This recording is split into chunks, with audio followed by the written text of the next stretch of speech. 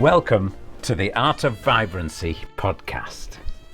It's a place where inspired experts distill their brilliance down into simple, practical advice that you can use right away. It's 8 minutes, it's 4 questions, and it's one practical piece of advice that you can put into use today. Hello and welcome to another episode of the Art of Vibrancy podcast. Today, we're so lucky we've got Bex Weller, who's speaking today all the way from a land down under, as we say here in the UK, in England. Bex, how are you today? Whereabouts in Australia are you speaking from? I'm very well, thank you. I'm down in Perth, Western Australia. Oh, right. Lovely, lovely. Is it sunny there? Is it? It is. We've had some thunderstorms this week, so it's been a bit out there, but we are still in summer, so it's been quite lovely. Right. Good. Well, it's freezing cold here, but beautiful and bright this morning. 7 o'clock in the morning here. You don't know how early this is. Yeah, well, perhaps you... Right. I'll tell our lovely audience a little bit about you, and then we'll crack on with the podcast interview. So today's episode is called Sobriety and Self-Care. Rebecca Weller is a health and life coach, author and speaker. She's been named one of Perth's leading healthpreneurs by the Sunday Times magazine. Rebecca helps women from around the world to get their sparkle back and create a life they love. She's the creator of sexysobriety.com, which I've joined, by the way. She leads one-on-one and group coaching programs. She hosts live events and is the author of the best-selling memoir, A Happier Hour, and the great follow-up, All Day. Rebecca writes about love, life, and the strength and potential of the human spirit. And her work has been featured in all sorts of fantastic publications, the Huffington Post, Good Health magazine, Marie Claire, Elle. This is just naming a few. So you're famous. We're so humble and lucky to have you on our little show here, Bex. Well, thank you so much for having me. I'm honoured to be here. It's great. Right, we're going to get on with this. I've got a little timer to keep us on track. So if it's going on a bit too long, I'll say we've only got a minute left. You tell me, yes. I'll keep you wave a flag. Keep you on track, yes. So 4 questions in 8 minutes, starting now. So, Bex, what, in your experience, is the biggest problem that people face as they age with regard to staying healthy, well, and positive? So, they want to change, but what are the roadblocks that they tend to put in their own way?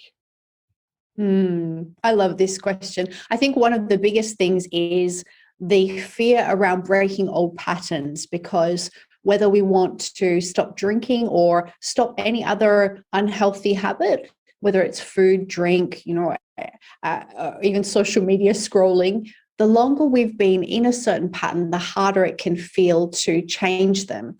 And, for me, it was 2 decades of drinking, and I had been binge drinking on weekends, and I had created this life around me that really normalized it. And I couldn't imagine ever changing those patterns. Like, what would that even look like? I had no role models who didn't drink. The only people I saw not drinking were people in the movies. And, they always talk about in the movies that these people were white knuckling it or pining for alcohol for the rest of their lives. And I thought, that's not an existence that I want. That's not something that I aspire to, or a way that I want to live my life. Like, I want to be healthy and happy. And I know that my drinking habit is not making me healthy or happy, but I couldn't see how to break that pattern, what that might look like. And I think that's such a big thing when it comes to changing these patterns, is seeing what that could look like. And, it felt very overwhelming to even know where to start to try to change these things. Like, what would be the first step I would take? And then how long would this process take? I think all the uncertainty can really derail us before we even get started. Yeah. So it's giving up those old patterns and not knowing where to start. is what you're saying. That's what people struggle with. And yeah, I've been in exactly the same place. Everyone I know is drinking, and come on, Rob, join in, and you don't know. Yeah. But you're there now. So yeah, question number 2. That's brilliant. Thank you. Yeah. Question number 2, what are the common mistakes and misconceptions that people have about solving that problem that we've just described? I think there's 2 things here. Like, one of them, I think, is the mistake that if we keep doing what we've always done, then we will get a different result. Is this going to the same places or doing the same things and expecting something to magically change? Like, I wanted to stop drinking, for example, but I didn't want to change my friendship groups or the places I went or the way that I spent my time. And so is it any wonder that I didn't gain any traction in trying to change these patterns? And so one of my mantras in early sobriety became, if it doesn't challenge you, it doesn't change you.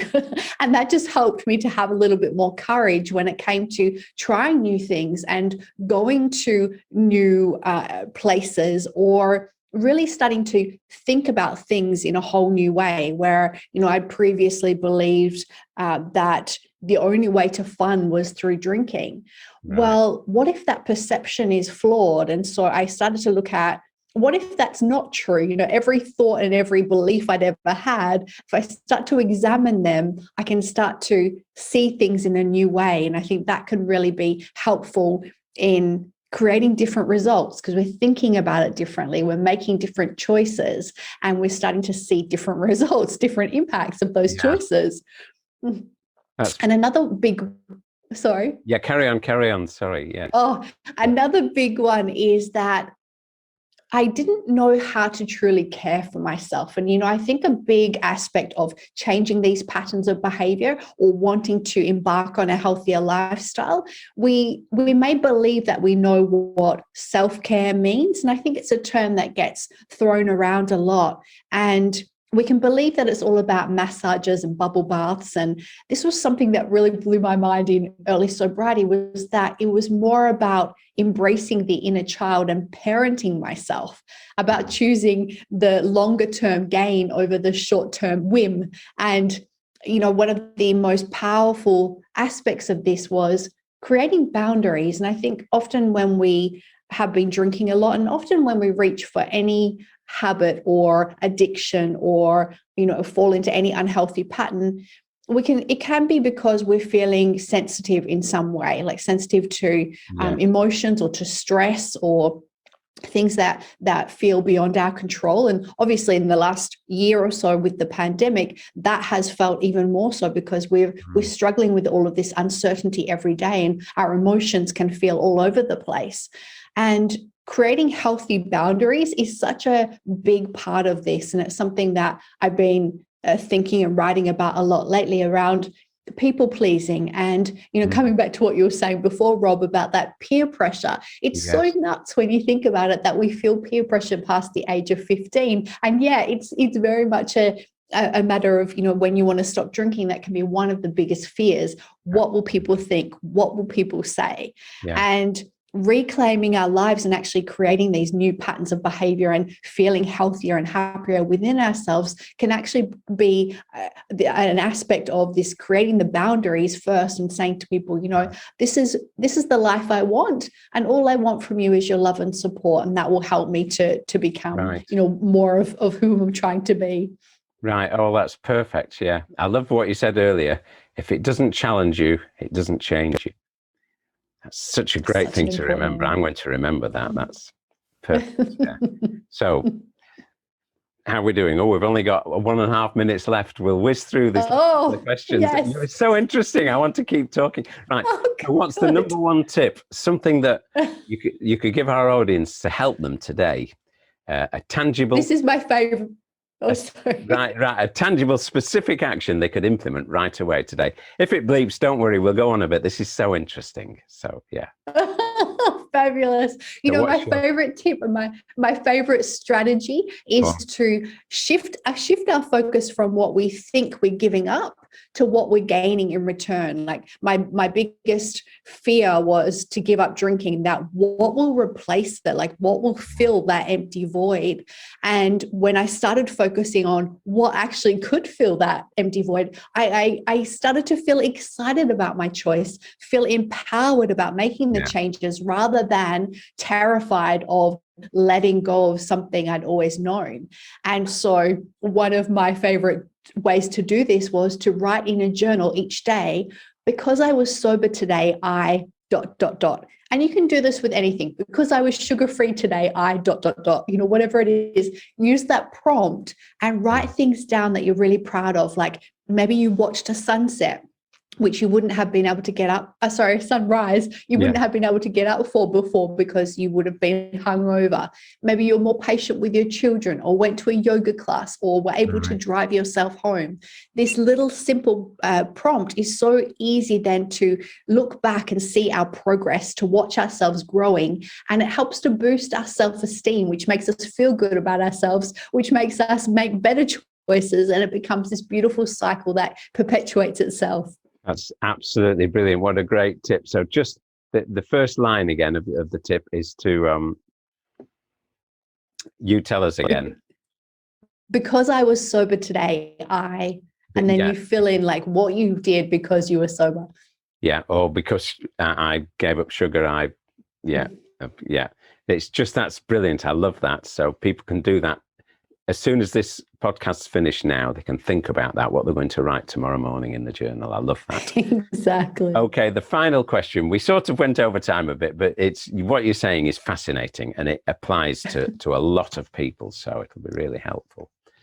Bex, what's a free resource that you'd like to share with our audience today, something that you can offer them?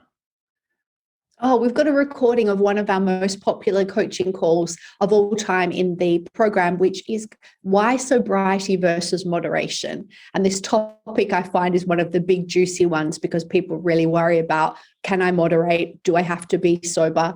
And so we talk about dealing with self-sabotage, my thoughts, and on the concept of forever, some really big things in there, including conquering cravings. So you can find that at sexysobriety.com.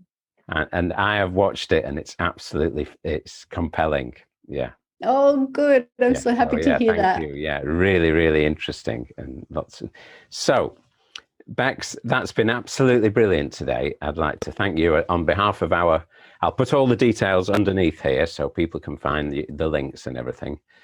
On behalf of our audience at The Art of Vibrancy, we'd like to thank you so much for speaking to us all the way from Perth, Australia. And we'll see you again soon, okay? Thanks so much, Bex. Thank you. Bye. Thank you so much, Rob. Thank you. Thanks for checking out the Art of Vibrancy podcast. If you like what we're doing here, please head over to iTunes, subscribe, rate us, and leave a review, and I'll love you forever. And if you'd like to try my energy boosting, inflammation busting, brain and body food breakfast, head over to www.breakfastofbrilliance.com and download the recipe today. See you soon. Bye.